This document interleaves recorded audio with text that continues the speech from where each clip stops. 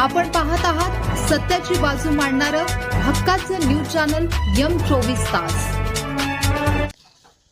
तासगाव पोलिसांची मोठी कारवाई। साताऱ्याच्या तरुणाकडून 2 देशी बनावटीचे रिव्हॉल्वर जप्त। सांगली जिल्ह्याचे पोलीस अधीक्षक श्री संदीप घुगे यांच्या मार्गदर्शनाखाली तासगाव पोलिसांनी गुन्हेगारी विरुद्ध मोठी मोहीम उघडली आहे।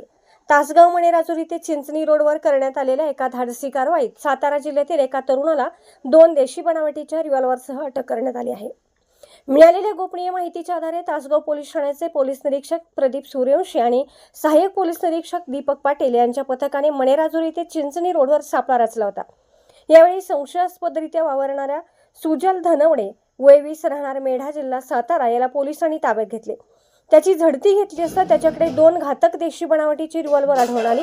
ही यशस्वी कारवाई पोलीस अधीक्षक संदीप घुगे, अप्पर पोलीस अधीक्षक कल्पना बारवकर आणि उपविभागीय पोलीस अधिकारी अशोक भवड यांच्या मार्गदर्शनाखाली पार पडली। या कारवाईत पोलीस निरीक्षक प्रदीप सूर्यवंशी, सहाय्यक पोलीस निरीक्षक दीपक पाटील, अमर सूर्यवंशी, अमित परीट, सुरेश भोसले, प्रशांत चव्हाण, विठ्ठल सानप, विवेक यादव, सूरज जगदाळे, सायबर पोलीस ठाणे अभिजित पाटील, अजय पाटील यांनी सहभाग घेतला। अटक करण्यात आलेला आरोपी अवघ्या 20 वर्षांचा असून साताऱ्यातून सांगलीत ही हत्यारे कशासाठी आणली होती याचा अधिक तपास तासगाव पोलीस करत आहेत। जिल्ह्याच्या सीमेवर अवैध शस्त्रांची तस्करी रोखण्यात तासगाव पोलिसांना आलेले हे मोठे यश मानले जात आहे। या कारवाईमुळे गुन्हेगारांचे धाबे दण आणले आहेत।